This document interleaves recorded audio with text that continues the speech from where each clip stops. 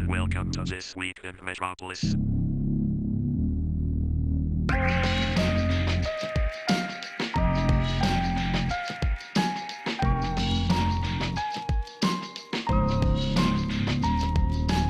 transmission will begin shortly.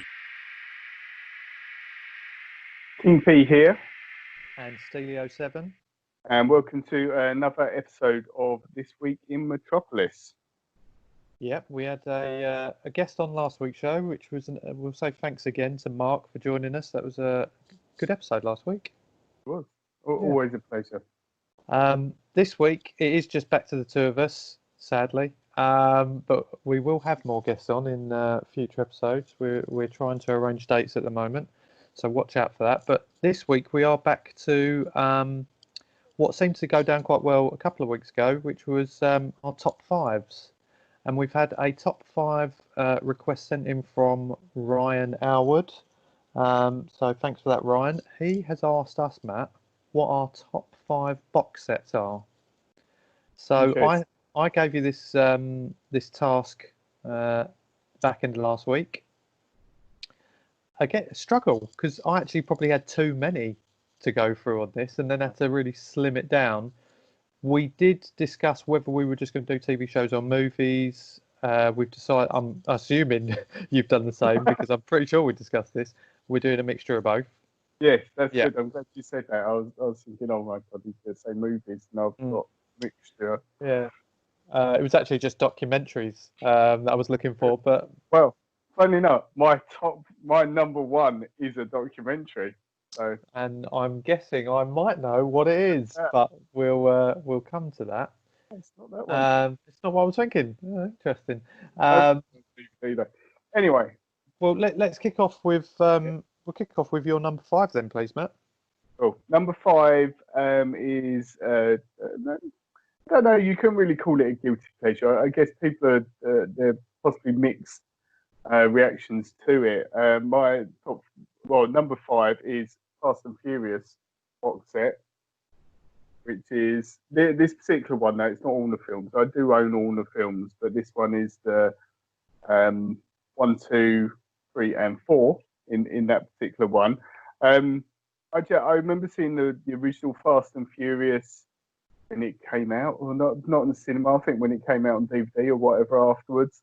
And I absolutely loved it. I've always been a fan of cars, and just it was that insight into this weird sort of culture of the cars and whatever, but with a fairly decent action film attached to it. And I've just followed through all of the films in the series. What it is now as a series or a franchise, whatever you'd call it, is so different, I think, from the original film. Like you see the original film, and it is a great film in itself. The newer films are a bit more. They are pretty standard action films, aren't they? And try and outdo each other each time. But I do genuinely still enjoy them. It's still a series that I revisit quite often. And it's on TV quite often now.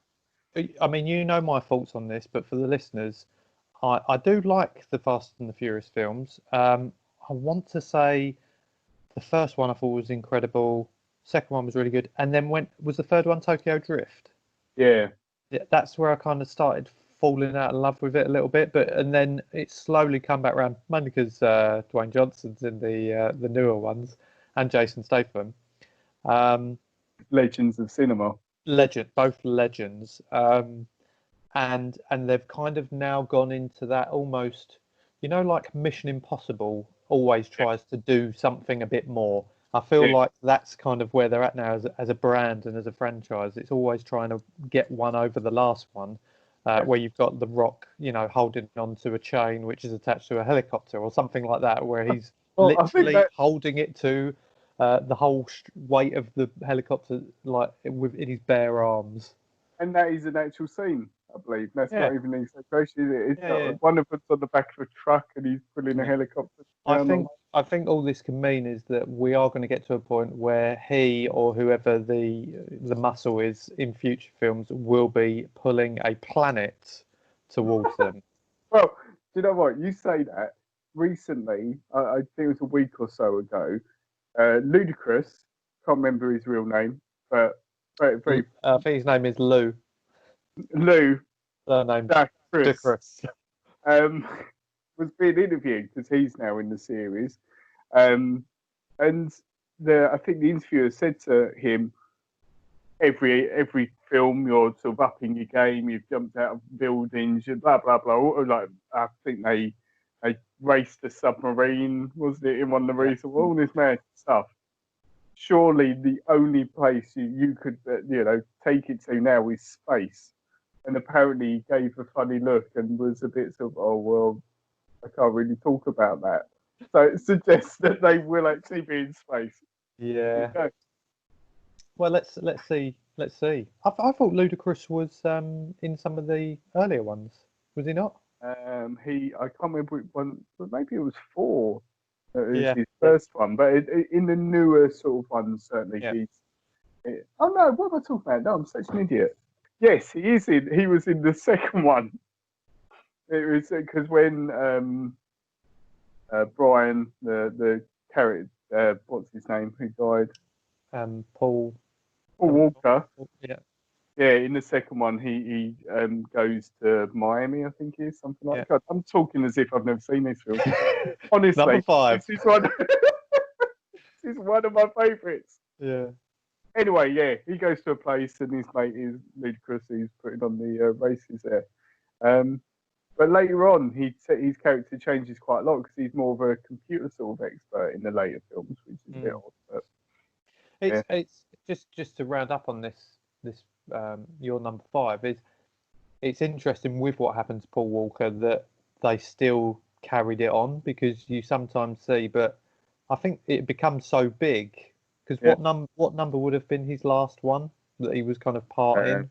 6 or 7 maybe, wasn't it? Yeah, I guess because they'd got so big as a brand and as a franchise, it could, and it hasn't struggled since then, if you know what I mean. Like Vin Diesel's obviously become the main guy alongside The Rock and Dwayne Johnson and Jason Statham, I'd say, with the other characters around him. So yeah, that's it. My number 5, not movie related, is the series Prison Break. Nice. It seems like forever ago that I watched it, but really enjoyed it for what it was. I thought the characters, the story behind it. Have you seen Prison Break? Yeah, I watched the first. I want to say I watched the first 2 seasons of that when it was out originally, but then switched off when I think they escaped, didn't they? Like the first one was in prison, then the second series was them escape, and then didn't the second one end with, "Oh, we're going to go back into prison again"? They basically got put into a prison in Mexico. Yeah, so that was it. And I thought I've had enough. To be honest. And do you know what? A lot of people would say that it's probably a reason why it wouldn't be in a lot of people's top series of watching, because they kind of went back over the same story. But I mean, I want to say, I might be wrong, and listeners can correct me. There was a writer's strike in America around around a certain year, and another series which I'll talk about later suffered from that as well. And I'm pretty sure it was in the same time span where they just went, oh, just put them in prison again. But on the whole, the series was really interesting with the characters. I remember you had, wasn't his name Teabag, the one who used to... He was awful as a character, but there was still certain elements further down where you did feel sorry for him in cases, and then he'd go and do something to ruin it again. But was it Wentworth Miller? He was the lead, and then his brother, both of which later went on to some DC stuff, Legends of Tomorrow, and one of them's like Mr. Freeze or something. No, it's not Mr. Freeze, but it's there's one who's, anyway, that's irrelevant to this. But they worked well together in Prison Break, and I think it helped obviously down the line as well. Although I would have thought they would have been kind of cast in bigger roles after that, because I thought the series was one of the top series at the time. So that's my number 5. Great choice. I used to watch it when it first came out. I thought it was such a. Remember it being such an intriguing story with him and his tattoos and stuff. You're thinking, well, where's this going almost, and so on. Brilliant. It was like a map, wasn't it, Yeah. to how to get out and all that stuff. Yeah, very interesting. And he couldn't remember anything, couldn't he? Or have I made that up? Yeah, No. have I made that up? Honestly, that's one of my favourites as well. We're doing really well with this. Are you not thinking that there's another series, and I can't remember what it's called, but I've seen quite a few of them, where there's a lady and she wakes up, they find her and she's covered in tattoos and she can't remember. Blind Spot, that's called. And she's covered in tattoos and they try and find her past by analysing the tattoos because it's like almost like the story of her life. Are you thinking of that one? I've not seen that, but I think I've heard of it. But Yeah, you've just stored the plot of that whole series, basically. No, coming in at number 5, Blind Spot. No, but with Prison Break, for some reason in my head, I thought all the tattoos led to something. Or did he do that? That's how he got to the prison, wasn't it? Or how he got out of the prison was his tattoo. Right. But you have seen this before. Of course, I have seen it, but it was like I said, it was a while ago. I just remember it was really engrossing at the time. But was there not? I thought he got the tattoos, then he gets himself in prison, then he uses the tattoos as a map of how to get out of prison. Yeah. Right. Dig hole. Through wall. Anyway, 5-star. Go watch it. What's your number 4? My number 4 is a fairly standard one in regards to Star Wars. It's the box set, which is the original trilogy. I'll hold out, as I've got them next to me. The original trilogy, so A New Hope, Empire Strikes Back, and Return of the Jedi. Just films I grew up with, films I absolutely love, and the unfortunate thing is I never had. We have, I think, on VHS the original ones before George Lucas started fiddling about with them. This one is the one sort of after he changed certain parts of it. And it depends how you feel and how strongly you feel about those sort of things. But yeah, sort of a part of my youth and part of it shaping what I like, really, those 3 films. I've got that exact box set. Sadly, it's not in my top 5, which some people might gasp at. But and that's a point I want to make here. These are all box sets that you or I physically own. They're not just ones that we've seen on TV on Sky box sets or other TV providers are available.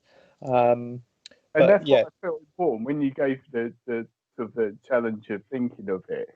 The first thing I did was went into where I keep all my DVDs and thought, my DVD library. My library. many DVDs. Yeah, and thought, oh yeah, I forgot about that. Oh yeah, I forgot about that because I'm not very good at watching box sets. But I can guarantee that all of these I've watched as well. Unlike the story we said about box sets the other week. Well, we can let's have a little detour here because that is something we've mentioned about box sets you and I physically own. I've still got some that's still in the wrappers because I haven't opened them. And one of which I think, did we both say we owned, which was Alien or Aliens? No, I remember being lent Alien from a friend who it was the Alien quadrilogy, I think. Yeah, so that's what I've got. Yeah. And my friend being absolutely insistent that I watch it, like, oh my god, it's the most amazing thing ever. And I'd seen Alien and Aliens. I think I saw Alien 3 at the cinema even, and that was pretty poor as far as I remember. But I find when people lend something to me, it's that natural reaction I have of, oh my god, that's like 8 hours of my life to watch. I can't cope with that. Yeah, and I just never get started in doing it. Yeah, and I do want that box set back. Yeah, it's funny though because you do need to invest. Even as recently as my birthday at the beginning of this year, I was bought a box. It's not really a box set; it's a series. But again, it's when it's a series, it's kind of 3 or 4 hours. It's not even an Yeah. hour or two like you would a movie, but it's a few hours you've got to invest in, which I still haven't got out the wrapper. Apologies, Mark. I will watch. It's What called is it? it's Hospital People, which is a BBC. It sounds terrible just by the name. No Well, offense, Mark. but It does. you will actually like it though, because the comedian character Ivan Brackenbury, Hospital Radio, Oh, right. it's Right, I'll him. take back everything I said because he's So amazing. Yeah. apologies, Mark. Apologies, Mark. It's a good It, one. it's his character, but he plays like 3 or 4 different characters inside a hospital, including Ivan Brackenbury, the hospital DJ. But in a TV show, which I've never seen, but that's where that character that he does on stand up is based from. So, but yeah, it's funny because like I remember when I was younger, you used to like at Christmas, I'd always ask for all different box sets of things to watch. Yeah. Like you say, just spending the time and investing in watching, sitting down, and I can't do that thing where I'm flipping between the series either. I need to kind of invest and have all my attention on one. Movie ones are slightly different, I think, because when you see movies, usually they're at the cinema and you wait a year or whatever until the next one's out anyway. But with a TV series one, they're quite different. I remember there being so much more of a thing though with box sets and DVDs in general. It is becoming, and certainly to me, and I think it's probably the same with you, it's becoming less of a thing. And the same with music. It used to be almost like your DVD collection almost sort of like defined your personality, and your mates would come around and look through it. I'm like, oh yeah, I love that one, or why have you got that? And so on. It was more of a talking point. Now Debbie Does Dallas. Debbie Does Dallas that we Not both not the box set. Not box set. I didn't think they did a sequel, did they? As far as I'm aware. Who knows? Anyway, I'm gonna have to look that up now. Let us know in the comments. Yeah, I and remember going to HMV and places like that, and them having some big sale where it was like 2 for a tenner or whatever, and thinking, go come back with a huge bag of stuff. Yeah, it's stuff's too accessible now, isn't it? Well, I used to work for a DVD wholesaler back in the day, back in my youth, one of my first jobs, and we used to have all sorts in there, like of different movies. The way we used to sell them online, so you'd have people searching for certain collectibles and things like that. And but obviously, if we did ever have anything decent, I would almost have first dibs on buying it. And a lot of the box sets I own were from buying it from when I worked there. So yeah, it used to be such a big industry, I think. But since you've got digital downloads and things like that now, it's obviously becoming less. And it's funny you saying it again, slightly digressing from the top 5, but you said that the collector's editions. Again, it seems a little bit. It's almost a little bit alien now, like the steel book ones. And I've got my copy of Blade Runner that I own. It's really cool, like set. But it's in this metal box, and you open it up. It's got like little slides from the film and all this book, and I think I've got Akira as well in a very similar thing. And you pay 20 quid extra just because it's in a metal box. But you know, But I guess if it's if it's one of your all-time favourites, you probably would. And more so, I guess, as you get a bit older. I think when you're younger, you probably just want the hard copy of it to go and watch. You're not bothered about the rest of it. Yeah. But even in gaming, they do that, don't they? I think I saw with The Last of Us, the second one that's just come out, they're doing like a steel box version of it, and then the price just goes up. Even done something like like some of the big box sets with the games. They get a prop from the game and all that stuff. Yeah, crazy. Well, getting back into the top 5, my number 4 again is a TV show which I was told about, recommended it by a friend long time ago, probably going back 7 years ago, I'd say 7 or 8 years ago, which is Flight of the Conchords, which was only two series, but I'd never even heard of it. And the second I watched this, it automatically just was ridiculously good. You've watched bits and pieces of it? Well, I've watched a few of them and absolutely love them. But it's one of those ones again that I think I really need to watch it all because I know how much I'll love it, but it's just that investment of doing it. But hilarious. Well, the story of a Kiwi music duo, let's call Right, them. yeah. Brett and Jermaine, they are the Flight of the Conchords. That's their band, let's call it. You've got their manager, who's useless, who's amazing, also from New Zealand, but they are now in they're now in America, trying to break America basically. And the songs that they do are just so funny. I'd love to like sing them all back to you, and probably with a few alcoholic beverages, I would do that, especially for all the listeners. But some That'd of be which, a special episode. yeah, some of which I don't want to put the listeners off, but some of which I've actually sang at karaoke bars, mainly across Lanzarote. But it's such a good story, and there is an actual story to it, a vague story. You don't. It's not, if you miss one, you're going to ruin you know you're going to ruin the rest of it. There's a vague story, but the nuts and bolts of it is just so funny with the music that they sing. They probably sing for 2 or 3 songs, maybe even 3 or 4 actually per episode. They're quite short. They're only about 30 minutes long, but such a great show and so funny. So if you haven't watched that, check that out. And Jermaine from it has gone on to quite a few things now, hasn't he? It's Yeah, like, Jermaine Clement. Yeah, big fan of Moana. You know, big he film in is. our He eyes. is. That crab thing, isn't he? What's the crab called? It'll come to me.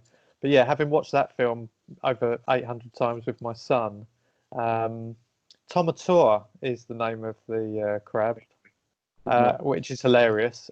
He does the voice for that, but he's also been in some Marvel stuff as well. He done was it Legion? I want to say it was Legion, the one. I'm sure it was Legion he was in, and he was one of the bad guys in that, I think.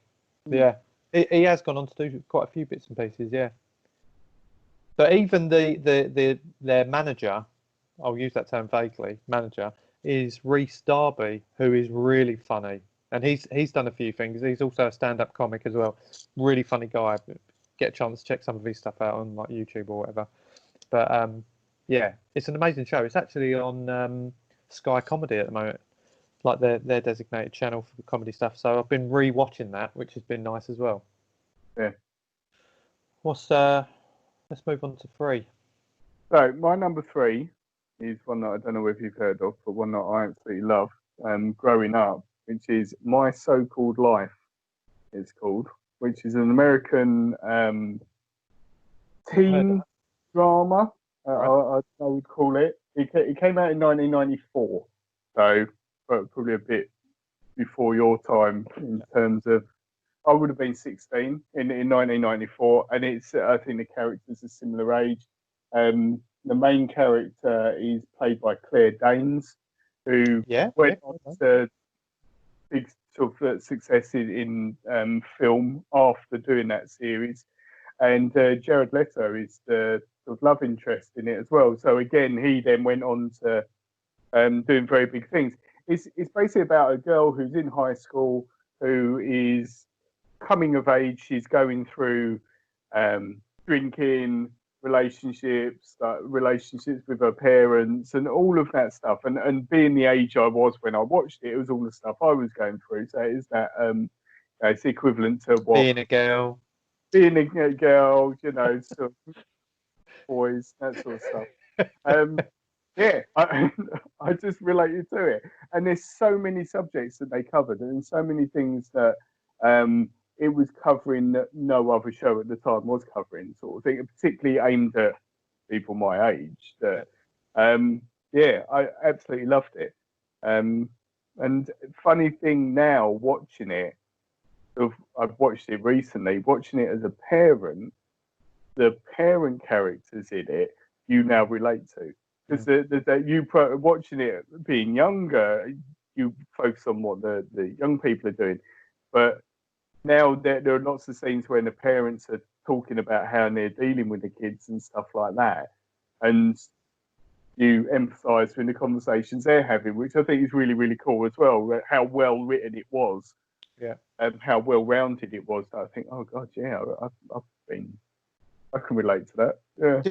Do you think there was, because I mean, you say 94, I would have been 8 then, so yeah, it probably was a little bit young my time. But do you think that an equivalent would have been something like I watched probably at a similar age, like Dawson's Creek? Yeah, Which, that's exactly what I was going to say. It's the equivalent to that sort of thing. yeah, But I would, I don't know, would I call it less prime time than Dawson's Creek? I don't know. Yeah, I'd say because grittier than Dawson's Creek as such. you would say it's grittier. Yeah, Interesting, because I thought Dawson's Creek still covered. You had Oh, similar sort of elements, but you still had Yeah. kind of. There was one who had kind of mental issues. Yeah. You had one who was, I think, drugs started getting involved and things like that. You had the alcohol stuff, which I'm I probably underestimating Dawson's Creek because it's been a while since I've seen Mm. it. So yeah, I would say that's probably a good equivalent. Is yeah, Dawson's Creek really, and maybe that's the sort of thing that set the tone for those later yeah, shows. Even yeah, definitely. Interesting. But it's a brilliant series. I don't think it's one of those ones that I said I watched when it came out, but I don't, unless you buy it on DVD, I don't think it's anything that's really gonna be on TV anymore. I don't think it's on any streaming services as far as I know. I think that's one of the key things about what draws you into it as well, is if you can relate to it. Depending on how old you are. I mean, at an age like we are now, over 30s, we're not going to relate to them as much now. A bit like a film like this is one that I was close to putting into my top 5, which was the American Pie series. Like growing up, for me, that was like awesome because you wanted to go into all these house parties and college and all that sort of stuff. Like it was so funny, but you could relate a lot to it as well. Like, you know, losing your virginity and all that sort of stuff. Whereas now when I watch it, I still find it funny in places, but at the same time, it's cringy. Yeah, it's a little bit because you think, oh God, they're so awkward. But at the time, I thought it was so cool. So you know, it's an interesting side to it now, where if my children, as they get older, watch something similar, you'd be a bit kind of what are the parents do, and like you said, the way you're watching that now. Whereas with this, I would say it's the sort of thing I'd probably encourage children to watch, like or not children as such, but you know, when my two are in their teens, that's the sort of thing I'd love them to watch because it brings up so many questions and like so many scenarios that you think, oh wow, you know, yeah. Cool. What's yours? My number 3 is my only movie pick out of my top 5. You're gonna love it. It's the Lord of the Rings trilogy. I love that. and if I could hold it up in front of you now, just to make you even happier, it's the extended 12-hour complete box set. Didn't you lend me that? I think you lent me that. I did. Did you watch any of it? Well, was that one of the ones that you got like Alien and was like? But just to fill in that story, I borrowed it purely for Ben, my oldest son, to watch because he really wanted to watch The Lord of the Rings, and he did. He watched every single one of those, and I came in, sort of watched 10 minutes, moaned a bit, and then left the room.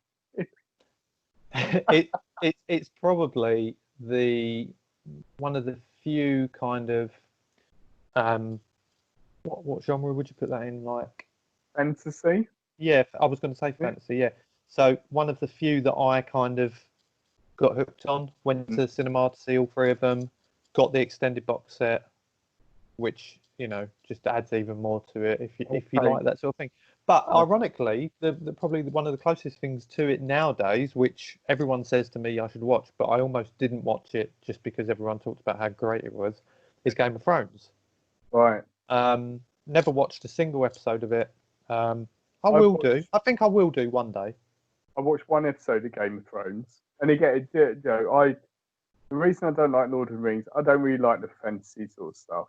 Like elves and stuff, just doesn't really, can't really relate to it, weirdly.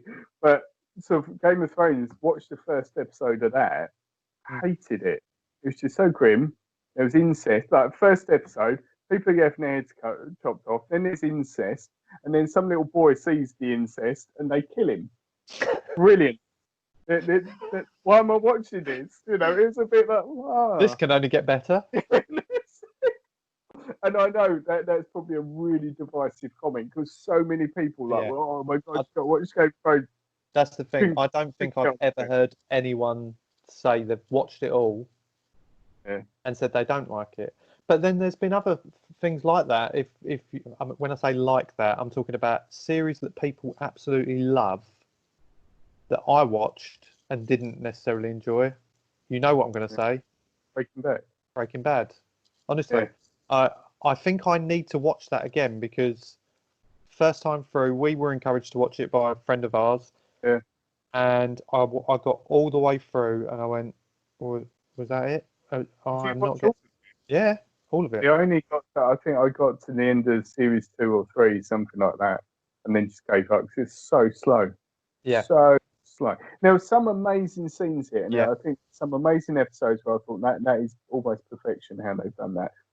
But just not enough to keep me going, really. And it is that I've got this ingrained thing of if someone tells me how good something is and I need to watch it, I will hate it. Yeah. They're trying to get your hopes up straight away, and then anything but perfect is unacceptable. Deadpool fell into that bracket. I sat there and watched it and thought, is that it? 28 days later, do you remember that film? Yeah.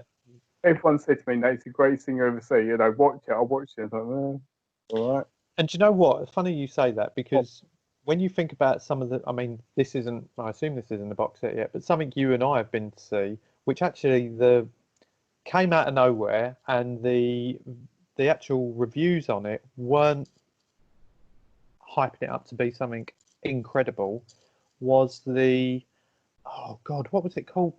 We went to the cinema to see it, and do you remember it was like all of a sudden it was next week it's out. Cloverfield. Oh, Cloverfield, yeah. Well, no, there probably is a box set, isn't there? Yeah, so there was the sequel to that, and then was there 3 of them, I think?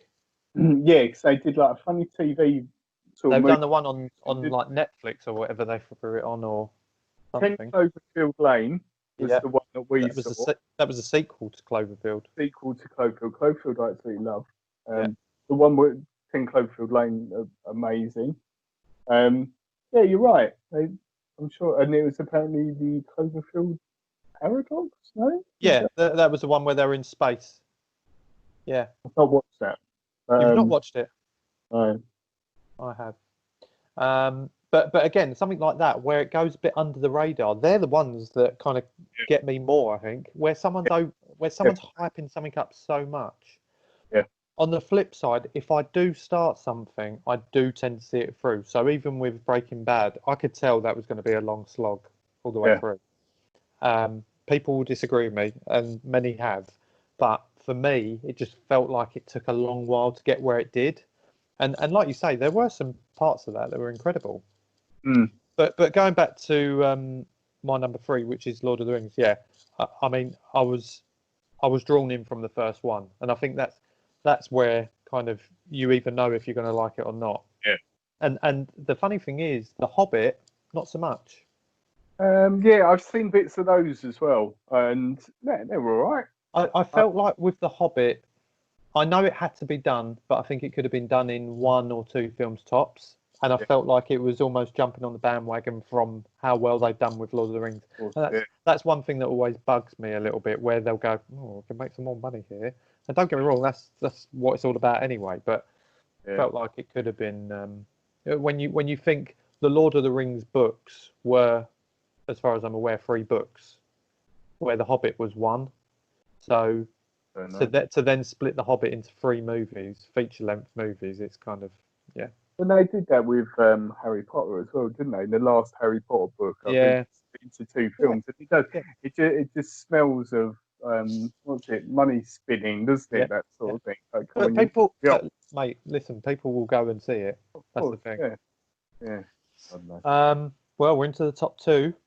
Top 2. What you got? So number 2 is one you may or may not have heard of either. Aeon Flux. Yes, I have heard of that. Yeah. So that started the way I was introduced to that. This is the cartoon box set. Right. The way I was introduced to this on BBC 2, it was about, I don't know, 6 in the afternoon or 6 in the evening. There used to be this thing called liquid television. And this is going back again in the olden days, where it says that liquid television was an MTV thing and it ran between 91 and 95. I don't know when they actually showed it on BBC Two. It was probably sort of a bit after or whatever. But I remember just flicking over and seeing this thing, and it was this collection of really crazy animations and like little short films and a bit like if you remember MTV used to have the weird titles and stuff like that, like a funny thing happening, and then MTV came out. It was almost like an extension of that. And one of the regular featured parts of it was Aeon Flux, the sort of lady assassin. So that was how I sort of was introduced to that character, and just remember seeing these really crazy, this woman in sort of bondage looking gear shooting all these people and blood coming out and everything like that, and just being absolutely captivated by it. And yeah, I sort of this is the full series from like the little pilots and sort of all of the animations that the guy did. Peter Chung is the gentleman who did it. But yeah, absolutely love it. For me, it's influential on me in terms of getting me into art and animation and all of that sort of stuff, and the whole futuristic vibe of it. And it's very almost sort of anime in its sort of like storyline and so on. But yeah, absolutely love it. Have you seen any of them? No, I was going to say, I feel like I've heard the title.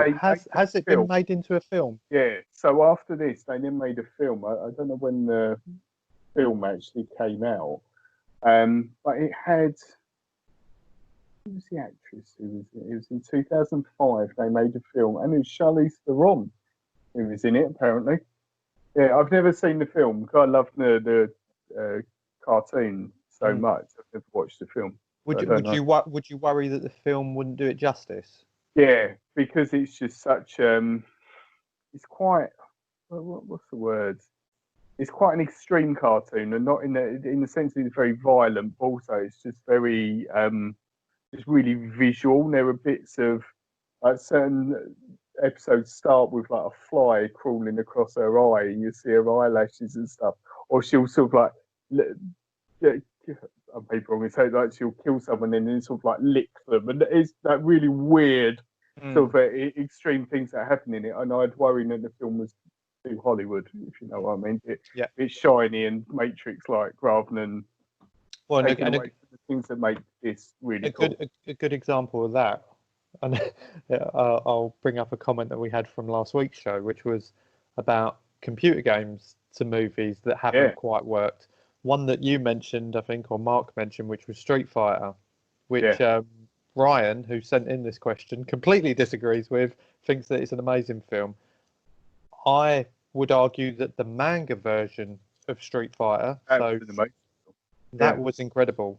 And for me, I remember watching the manga version first and was like, this is awesome. Then they brought out the, what do they call them?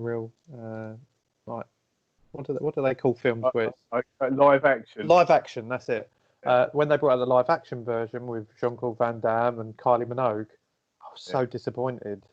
So disappointed. But on the flip side, Mortal Kombat was one that I remember seeing the real live action version first, and then saw an animated version, and the animated version wasn't as good. But maybe it's because, like you say, depending on what way you see it first, might influence. If you really enjoyed it. Visually, the manga Street Fighter film looked like Street Fighter. You know what I mean? It was that in keeping with the style, whereas the Street Fighter live action film looked nothing like it. Like there was a similarity between some of the characters, but otherwise it was quite far removed. And also, what I don't want to stick around this film too much, but what an opening to the film when you had Blind by Korn playing, if you remember, and you had wasn't it Ryu and Bison? Maybe I can't remember. Or Sagat. I can't remember which one it is. It's one of them. I think it's Bison anyway. But and he uppercuts him. But just from that music, and it was so intense because you had all the lighting, and it was really dark. They were out in this field. But the manga films, I think, they can be another level when it comes to animations anyway. Yeah. But that's an awesome pick for your number 2, mate. I'll lend you it. Yeah, and I will But watch it. watch it. No, please do. I will. My number 2. Yeah, once I remember, it's weird to say once I remembered watching this.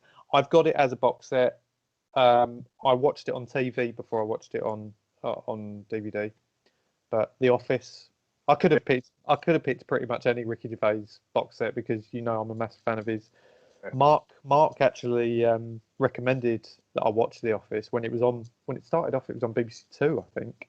Not sure whether it ever actually went over to BBC One. It might have always stayed on 2, but I remember watching the first episode and thinking it was an actual documentary because none of the characters are in it you'd ever seen on anything else, or certainly I hadn't. And I was convinced that this was some wacky manager, David Brent, in an office. And obviously, as time goes on, you obviously understand it's not. But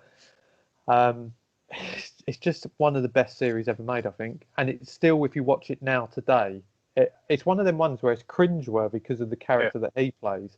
But also, there's so many other things, and obviously, there's an American version of it which went on a hell of a lot longer. I think that's like 9 series. The American one with Steve Carell as David Brent.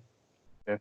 Or he isn't actually David Brent in that, but his character. But yeah, it's and I think it's still, you can watch that today and still it hasn't dated, if you know what I mean. It's still very, very funny. But just also with The Office, the great thing is it does make you cringe and it does make you think, oh god, I can't believe that's happening. But there's, with so many in the characters, you've met people like that.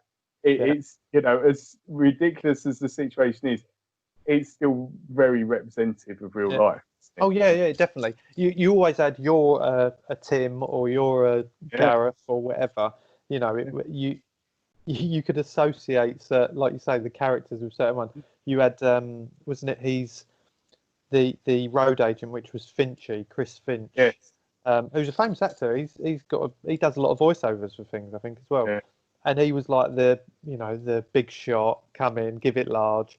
And you always knew someone like that. And it's the same with a lot of shows. It's who you relate to, the in-betweeners. People always say there's certain characters, them, that's you, that's him, that's Steve, whatever. So I think that's, like you say, it's always relatability with a lot of these shows. And when it's set in an office, and it was probably around the time when we'd started working in an office environment. So you could again, you'd pick the similarities with it. And even now today, there's shows that I'll watch today and certain characters will remind me of people in that. You know what I mean? So it's funny. But yeah, that was my my number 2. But like I say, Ricky Gervais, my wife said to me, what about Extras? Because that was another, that was kind of, I think, his follow-up to The Office. For me, it doesn't beat The Office, but again, another one where it was... It's good in it. It's good as its own thing, isn't it? Yeah. So I think he's been pretty successful with his TV shows. Definitely. Well, that brings us to number 1. Number 1. Should I go ahead of it? Yeah.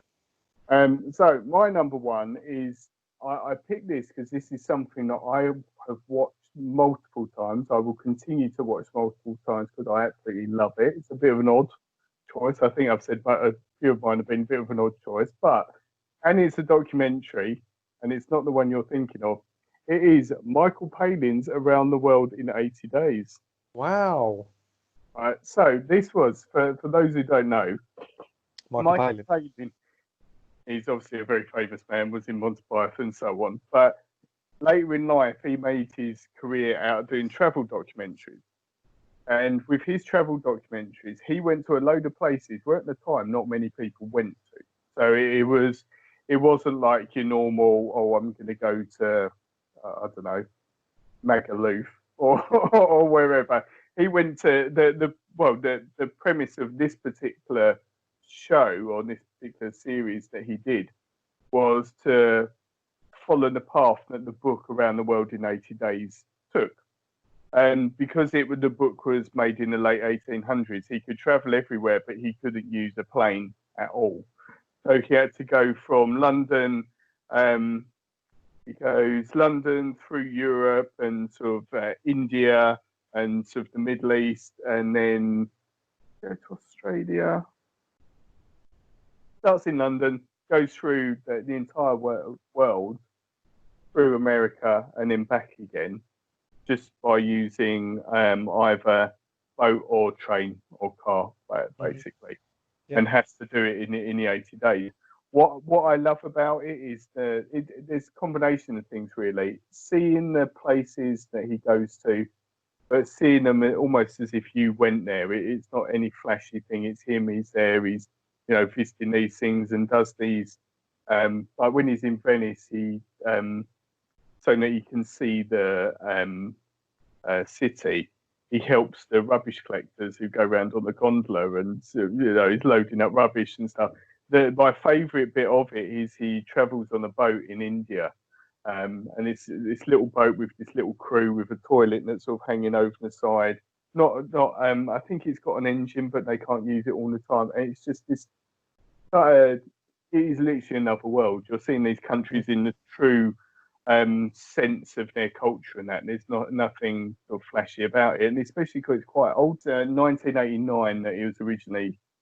He did it in 88, filmed in 89, and yeah, it's just I own every single other box set that he did as well. So I've got like the full set of all his things, that all stemmed from this one, and yeah, it is truly escapism for me. You watch it and you're just taken to these far corners in the world that you'll never probably see yourself, but because of the way he travels now, we're so used to getting on a plane and you get off somewhere and you see what you need to and then come off.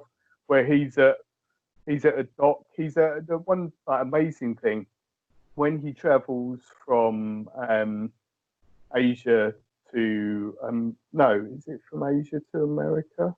Yeah, when he travels from Asia to America, he does it on this sort of cargo ship. And because you go through different time zones, there's this like announcement over in the tannoy. It says, today is, for example, what's today? The 22nd of July. Let's say, for example, it's when it's December in the film. But today's the 22nd of July. Just to let you know, tomorrow is also the 22nd of July. That these little weird quirks that you don't think about. But yeah, thoroughly recommend it. Absolutely love it. The funny thing is, you saying there is a modern day version of that slightly, which I think I've told you about, which was a BBC series called Race. I think it's called Race Across the World. I want to say it's not Race Around the World. I think it's a Race Across the World, and it's more of a competition format where you'll have pairs, could be couples, could be friends, whatever. And I think there's 5 pairs. I want to say. Yeah. And it's so good. Like they start in one location. I think the first series they started in the UK somewhere, and then they had to get to Singapore. The only money they had was what it would cost them for a single flight to Singapore or return flight. I can't remember which way it is, but so it might be, let's say 1,500 quid, right? And they've got that. They're not allowed to fly. They've not got any mobile phones or anything, and they've got to get there. And all they've got is maps. Yeah. And they have checkpoints along the way. So the racing is, you get to the next checkpoint, blah blah blah. And again, it was, there'd be times when if their money got so low, they have to find work locally and things like that. And there's just so many like places. The second series, which finished this year. They went from basically they started in like somewhere in South America, I think, maybe in Mexico, I think they started, and then had to work their way down to the most southerly point of South America. It was awesome, but some of the places they get it's just incredible, and it does make you think, God, we do just jump on a plane, go to wherever it is we're staying. We might do a bit of tourism while we're there and see some sights, but you don't see place. No. It's weird, and that's the experience that you find. And what I like about it, yes, there is the concept is that you get to the end. I think that the amount that they win isn't even that extravagant. It's probably something like 20K or something, which is a lot of money. But it's more for the experience that they're doing it, and for the journey that the pair, because a lot of the time there is, unfortunately, some sort of background to the pairs, but which I know you're never usually a fan of. But I think in this sort of competition, it does add an element. You know, if it's I have seen bits of it, and there've been, like the two of them, whoever it is, are somewhere and saying, we did this to try and sort out our relationship or understand each other more or whatever. And if you're in that environment, you're in the middle of nowhere and you need to work together, it's gonna, isn't it? But that's a really good. I'd say that's probably the closest thing to sounds like that one series that Michael Palin done, which is a similarity to it. But the other thing that I love about all these documentaries is because they are old, you're seeing it's like a window into time of certain places. And there's one of the ones I can't remember. Oh, it's not Pole to Pole. It's Full Circle, I think it's called. One of his later ones. He goes to parts of China that no longer exist because they built the Three Gorges Dam.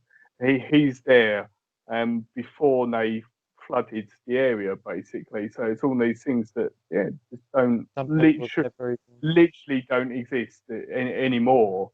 And things like that are just a bit special, really. Thinking, wow, that's you are seeing something that you just literally can't see anymore. I wasn't expecting that to be your number one. You know what I was going to expect to be, which was Hype, which is a documentary of the Seattle music scene. But that wouldn't really count as a box set, though.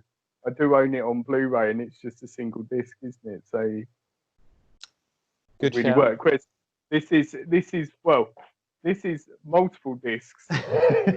And this is a box set from a box set. This comes in a big, with all the other Michael Palin ones. Yeah, with like 5 other series in it. So yeah. Well, mine not similar to that. Have you got any guesses for what my number one will be? Don't know.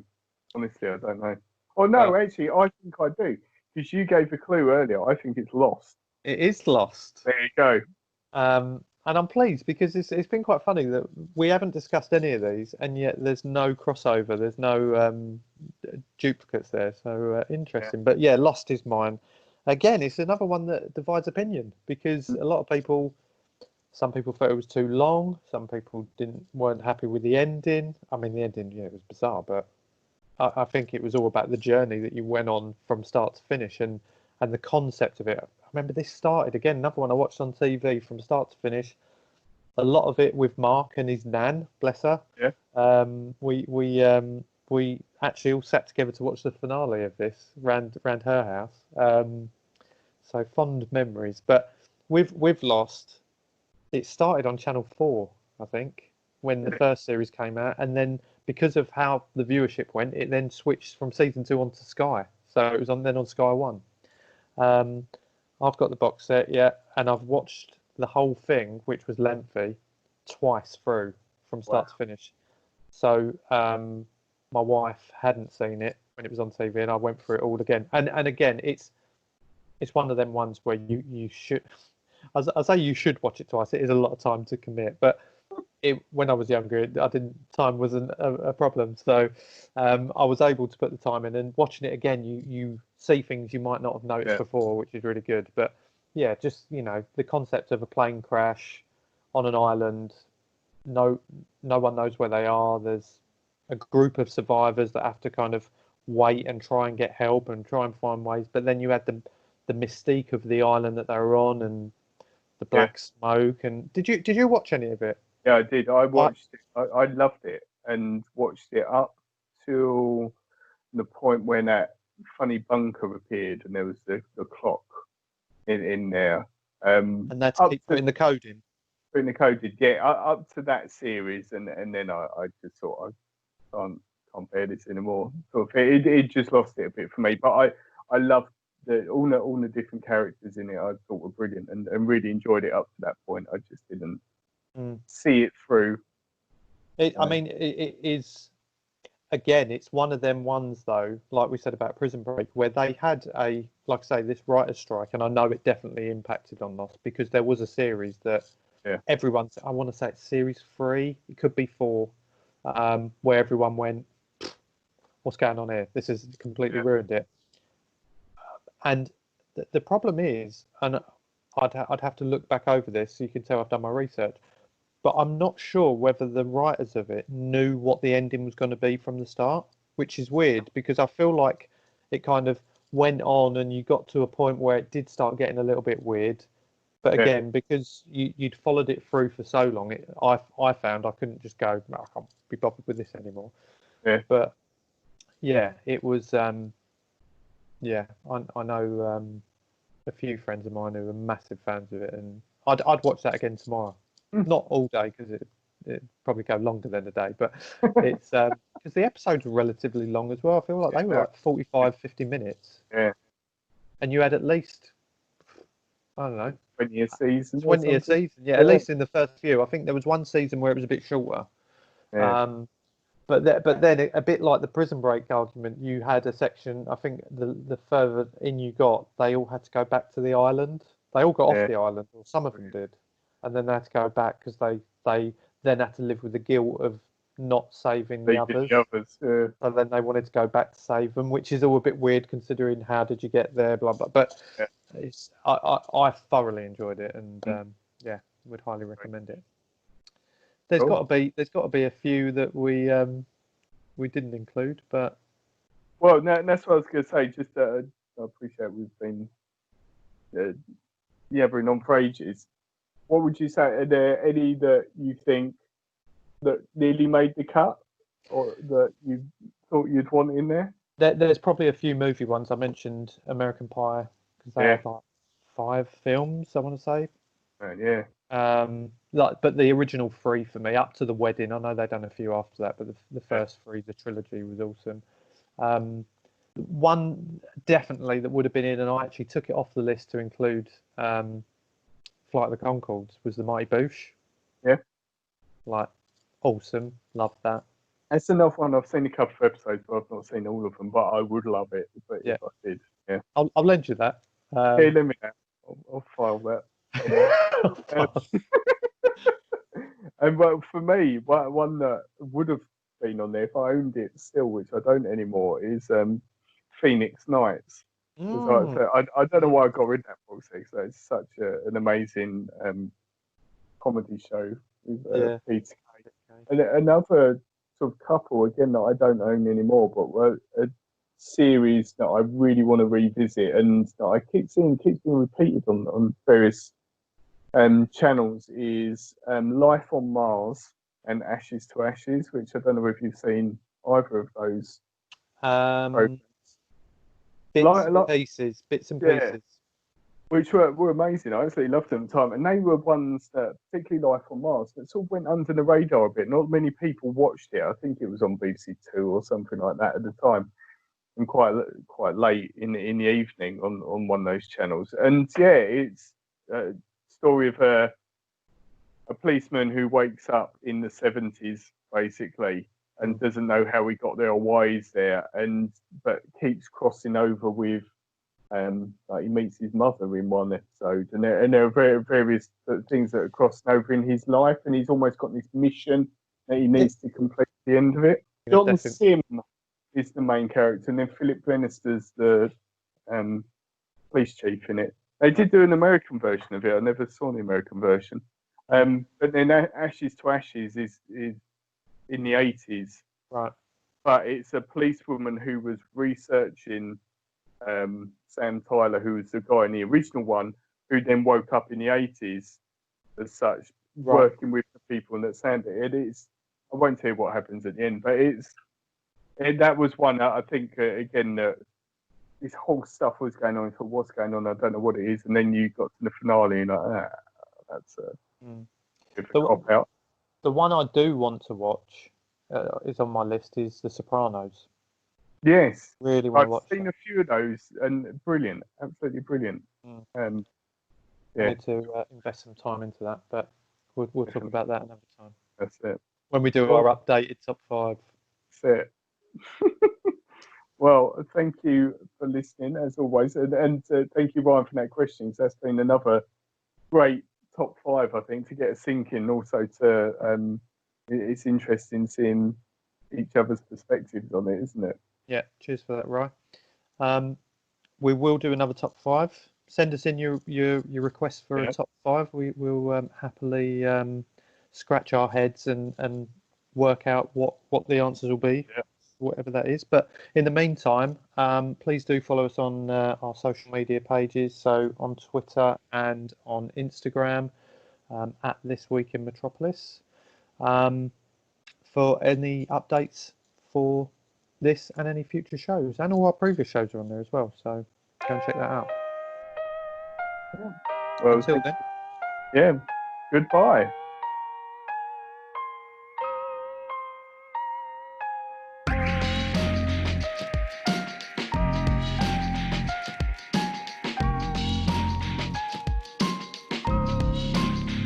Thank you for listening. Transmission over.